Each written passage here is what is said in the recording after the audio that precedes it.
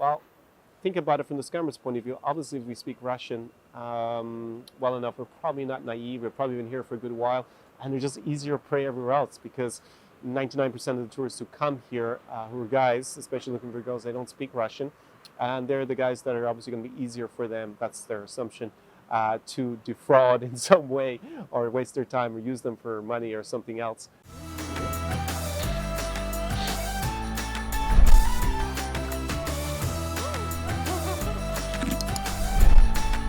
SAR Experience.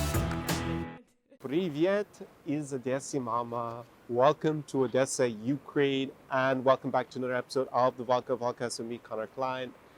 This is the SAR Experience, and in today's video, I'm going to be answering a question I'm often asked either in the comments section below my videos on YouTube or by clients or by prospective clients. They ask me this question all the time, and do they speak English in Ukraine? And that actually goes to the other countries in the region like Russia and Belarus, but we'll focus on Ukraine in today's hopefully short Vodka Vodcast episode.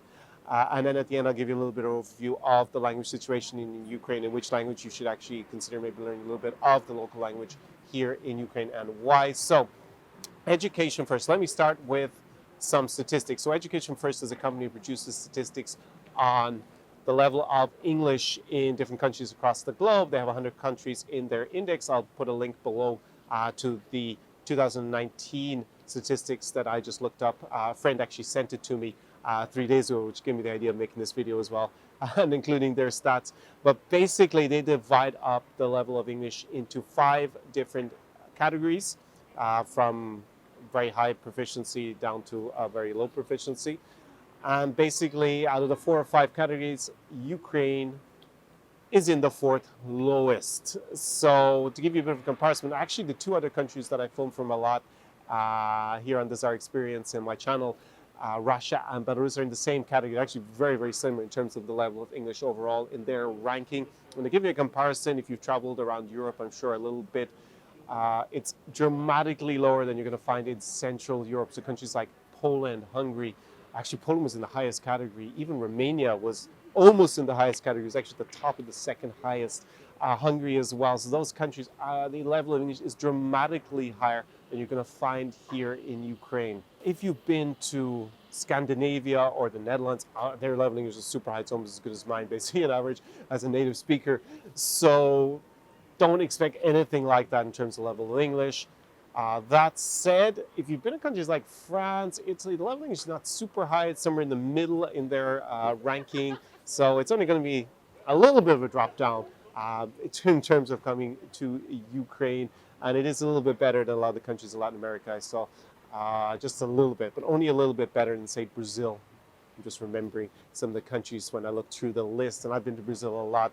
And I would say, yeah, it's a tiny bit better on average here in Ukraine than you're going to find in those countries. Now, the capital cities ranked a bit better, obviously, than the national average. That makes a lot of sense. People in the capital, Kiev, or if it happens to be Minsk or Moscow, are just more exposed to tourists coming or business coming to the, international business coming to their city. So they do have a bigger incentive to learn the language. Also, people who move to the capital tend to be a little bit more, I guess, open-minded in general, or they see English has been useful for their careers. So level of English is definitely better in the capital cities. They did rank in the category higher than the national average, so it was in the 3rd out of the 5 in terms of the proficiency of English. Let's put it this way. You don't need to panic if you're just interested in coming to Ukraine as a tourist. Of course, in the big cities, level of English is going to be better overall. So in Odessa, which has a lot of tourism here, or in Kiev or say Lviv in the west of Ukraine, you're not going to have that big a problem if you come here. And if you just want to go to the restaurants, nowadays with the taxis, not even if you can just use a taxi app and you can be able to download that in English, like Uber works in all the big cities in Ukraine. So if you have that installed already, it's not going to be very dramatic for you. So these kind of things, if you stay in a hotel, if you stay in an Airbnb apartment in a city like Kiev or Odessa or Minsk, say in Belarus or Moscow, in general, they will speak enough English for your level, for the communication you're going to need to have with them. So that's not really going to be a problem. If you go to a nightclub, if you go to a museum, they will have enough things in, be able to communicate in English basically for what you need to do. Now, the issue will be, of course, because I know you want to go deeper than being a tourist, that's why you watch my channel. If you want to have meaningful conversations with local people, especially with girls, then it's going to be a little bit tricky a lot of the time in Ukraine. Now, the level of English amongst people under 25 is a lot better than the previous generation. I remember coming 10 years ago. It was pretty rare outside of a touristic location. Actually, anyone who spoke English. I remember going to Crimea back in the day. I haven't been there for about 6 years, basically since the annexation by Russia. And I remember being in Kaktubil, where we used to go to after the Kazantip Music Festival. And there were no menus in English. Like there was one restaurant that had a menu, and it wasn't a good restaurant, so we didn't go there. I had to translate the menu, do all the interpretation with all the staff in the wherever we're staying, and also in the restaurants for my French friend Remy, who's been on this channel in some of my videos before. When we went there, it was just like there was none, almost no English spoken, because they didn't have tourism from countries like Western Europe or North America, or from really anywhere else other than the Russian-speaking world. Now, that isn't the case today. Definitely, as I said, touristic places, they will speak enough English for you to communicate in those very basic situations. And then people under 25, their level of English is dramatically better. It's not going to be the same, especially if you're in Kiev or Odessa or Lviv. It's going to be enough for you to probably be able to make small talk. But the big question is, if you want to meet someone, you want to go deeper and have a more meaningful conversational relationship with them, then your options are going to be quite limited if you're relying on English. That's not to say, of course, that no girls speak English here or no young people speak English. Of course they do. It's just if you want to have a meaningful conversation or relationship, relying on Google Translate, that's fine for a hookup, obviously. A one-night stand or something that can be, a party scene, that's going to be enough. But if you want to go deeper, that is going to be a bit tricky overall if you take, everybody included. I always advise lots of my clients, basically, if they don't speak enough English, move on to the next girl, because you're not going to have much of a meaningful conversation with them. Now, of course, if you look at the marriage agencies, dating sites, matchmaking services, they provide interpreters. Well, really, if you can't have a normal conversation with the person, why are you investing all this time and money? So I would be skeptical of that as an alternative. And definitely, if you're relying on an interpreter, what are you going to do afterwards? Basically, you're relying on the girl to learn English for you. Maybe that she will do that, maybe she won't, but for me it just seems very bizarre as a concept. But okay, if it works for you, it works for you. I'll just remain skeptical about the value of that over the long term. So obviously I speak Russian. It's the language I use the most in the region. Now, I am in Ukraine. The official language of the country is Ukrainian. It is the language spoken by most Ukrainians. So I'll dive into why that can be useful for you to learn in a little bit later in the video. For all intents and purposes, if you rely on English, you'll be fine for doing all the basic stuff. You'll be fine to speak to lots of girls and lots of people in general. But you will have struggle a little bit if you go outside the big cities. You're going to struggle a lot. Actually, I'm going to say a little bit. If you go outside of a big city, even in Kharkiv, the level of English is not very high, which is the second city of the country. And definitely if you go into a provincial town, basically it's going to be very hard. It's going to drop from maybe 50% of people, young people, being able to speak with you, to maybe even 10%, maybe even 5%. Of course, if you go to a hotel in those small towns, then you're probably fine. They will speak English, obviously, at the reception and stuff like that. But more than that, it's probably not going to work for you. So I think the biggest issue with relying on English when you come here and have people say, why learn foreign languages? I can just speak English everywhere. And yeah, it's actually a big problem if you don't want to get scammed, because the default for scammers, whether it happens to be, guys, the taxi drivers at the airport, for example, or romance scams, is a big issue here in Ukraine in particular, online dating scams, which run the gauntlet. I go into this a lot in my videos, previous content, like it's going to go from just having your time wasted in the price of a meal, all the way up to like really a serious multi-thousand-euro, multi-thousand-dollar scam where you're like basically have bouncers blocking your paths because some girls have brought you somewhere, or all this stuff, and then they say you owe them all this money. And basically, I don't get targeted in that way, and none of my friends who speak Russian get targeted for those scams because, well, think about it from the scammer's point of view. Obviously, if we speak Russian well enough, we're probably not naive. We've probably been here for a good while.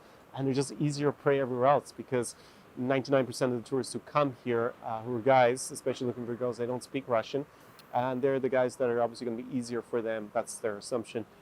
To defraud in some way or waste their time or use them for money or something else. So they really don't target the guys who speak Russian. So I think that's the biggest value in actually speaking Russian when you come to a country like Ukraine or you go to Russia or Belarus. It's just you avoid all the scams.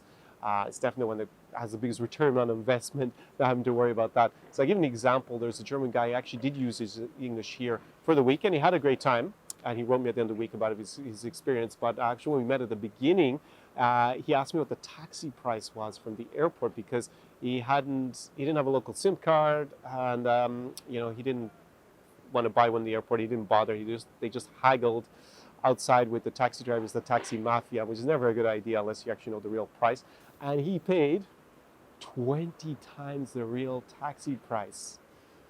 Like that's because of course they know he doesn't speak Russian. Of course they're going to inflate it. Now I did have an experience before in the west of Ukraine where I didn't speak any Ukrainian at all, and I went there and I did get ripped off by the taxi drivers because I used Russian, ironically, and it wasn't the language used there, so they thought it was probably from another part of Ukraine, and they doubled the price. And in absolute terms, it was a very cheap city. I mean, the taxi was like maybe €1.50, and I paid €3. But my landlord for the apartment told me that, and then afterwards I actually learned some basic Ukrainian, and the price dropped in half again. But this guy paid 20 times the price because he was relying on English, and he also didn't do his research.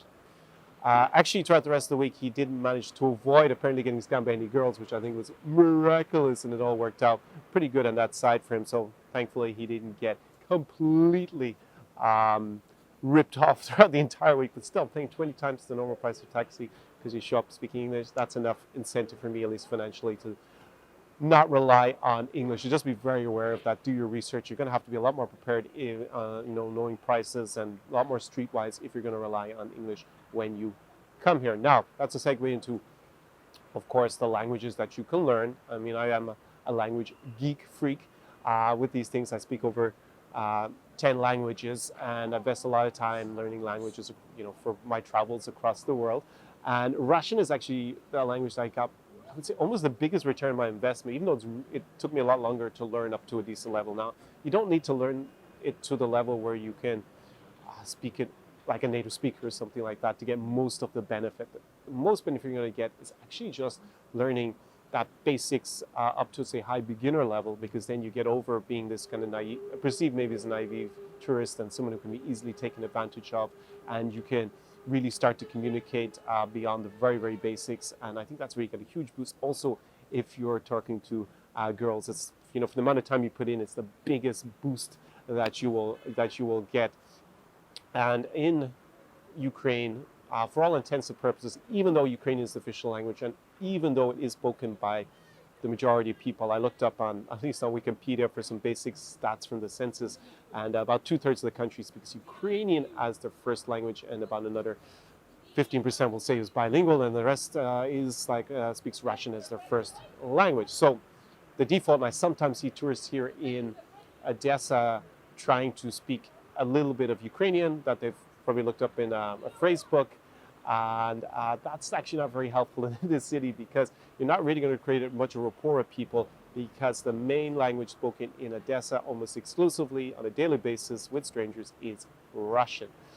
So you hear more Arabic, English, and Turkish here in the streets than you're going to hear Ukrainian. It's not very widely spoken. So definitely learn the basic phrases in Russian if you're going to come to Odessa.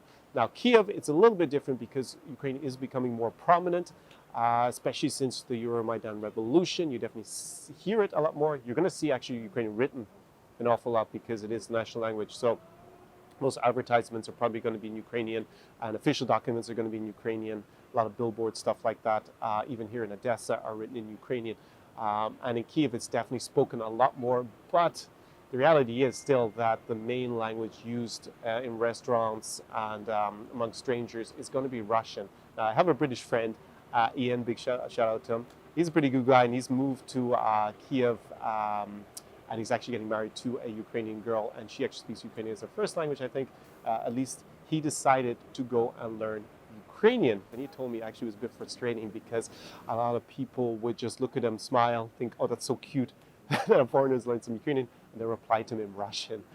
So definitely it's still the main language used in Kiev, although Ukrainian is gaining ground and probably will replace Russian within a generation maybe as the main language in Kiev. I don't think that would happen in Odessa. It will probably be a couple of generations before that would happen.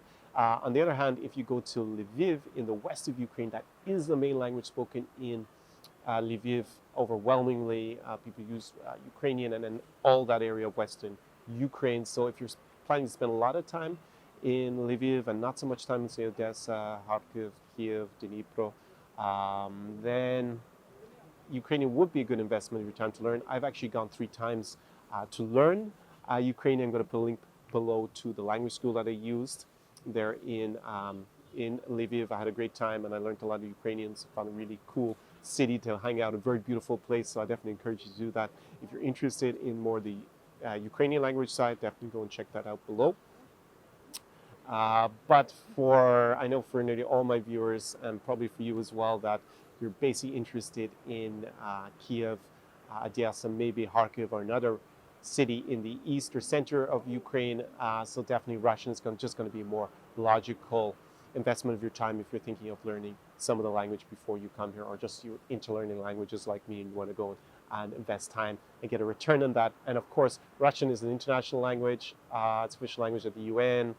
It's also, obviously, you can use it in Russia, and Russia is massive with a huge population, obviously a lot bigger than Ukraine, and then also in Belarus, neighboring Belarus. Even though Belarusian is the second official language, all practical purposes, it's basically like Ireland, where I was born, that people just use English, and we have a second official language, but and Ireland is actually the first official language, but in all practicality, 99% of the time, people are going to be speaking in Russian in Belarus if you're going to meet them. A bit like English in Ireland. And it is still a lingua franca also in the former Soviet Union. Like if you go to Central Asia, it's more likely, especially older people are going to speak Russian before English. And even younger people, I think, in general. And then obviously in the Baltics, there's still, like Estonia, Latvia, Lithuania, it's still spoken by a lot of people. It's not the main languages there. There is definitely a divide. Young people normally speak very good English there as well. So probably for there, it's not actually that necessary, but you are going to hear it and use. I actually use it on the buses with the bus drivers. They all normally spoke Russian better than English, I found, because they're a bit older, so it can be useful there as well. But with young people in the Baltics, I find they speak better English today than they do Russian, unless it's their native language. So that's an overview of why I speak Russian, and it's sometimes commented upon in the videos here. If I'm in Lviv, obviously I speak in Ukrainian. I don't speak in Russian when I address people. So there are some other regional languages here in Ukraine that maybe you just by chance happen to speak, because I have had clients who could speak one of them, at least Romanian. And that is a very small minority language in Ukraine. It's spoken in the border areas. It is a lot more useful, obviously, in neighboring Moldova, where Russian is also spoken by most people, but actually Romanian is the official language there. And that was actually used on our trip to Chisinau, the capital of Romania. But not really much else. We didn't go anywhere where it was spoken. But in this region, Odessa region, it's still spoken by some people, but it's in more rural areas near to the Moldovan border where they're going to speak that in general. Actually, here in Odessa, about 12% of the region speaks Bulgarian as their first language. So if you happen to speak Bulgarian, well, you might be able to use it. But again, it's not spoken really that much here in Odessa, the city. It's less than 1%. I looked it up, but 12% of the region. I've actually been to some of those towns near the border with Moldova again. It's not likely you're going to go there in all likelihood. So where else? What other regional languages do we have? We have Hungarian. That's another one that's spoken again by 12% of the Zakarpattia Oblast, which is on the border with Hungary and with Slovakia. Again, I went to a very nice town, Uzhgorod, a small town, which is the main city there. And has actually that's Mukachevo has the castle and the hill overlooking it. But that region, the 12% speak Hungarian. So just by chance you happen to speak Hungarian, then you will be able to use it there as well. The other big minority language is Crimean Tatar. Obviously, that was spoken in Crimea primarily. A lot of Crimean Tatars have left and come to other cities like Odessa or Kiev or Lviv, but not similar to Turkish. So if by some chance you happen to speak that. And yeah, if you happen to go to Crimea, it's obviously under Russian de facto control at the moment, even though it's still legally Ukrainian territory. So that's the other big minority language in the country that you might hear when you walk around. There are more and more kind of backpackers in Kiev. It's a big change I've seen the last year or so. Probably the level of English is going to increase there, but just because they have more tourism, it's become definitely more mainstream in Kiev to see young foreign backpackers going, even young foreign female backpackers, which is definitely something that I never saw before, very much in Ukraine. In fact, a few years ago, when I heard two British students, two girls speaking in Russian when they were in the airport, I actually went over and talked to them because it was such a rarity to see these kind of tourists in Kiev. But actually, they've been studying Russian somewhere in Russia, so they're obviously very interested. But now it's become mainstream, so probably going forward, the level of English, at least in Odessa and Kiev, will improve and get better and better. But for the moment, as I said, it's in that second lowest category out of the 5. So definitely don't come here and expect to be able to do everything in English. And that's why I help my clients with solving the language barrier to a certain extent. It's one of the things I do with clients. Obviously, if you come here with me and live the Zara experience, then you don't have to worry about the language as much. If you are somebody who's interested in living the Zara experience, I'm not going to give a long spiel about it. Just I have the application form below. Go click on it and fill it out. And if I think it's a good match, then we will be discussing on a strategy call, a very brief strategy call, whether we can make it work or not. I am going to be going back to Belarus in the new year and a lot to Russia in 2020. So that's not just Ukraine. Obviously, I've had clients who come to Odessa, but it's a summer city, so not something to worry about for the winter. But for Kiev, definitely it's a cool place for the winter.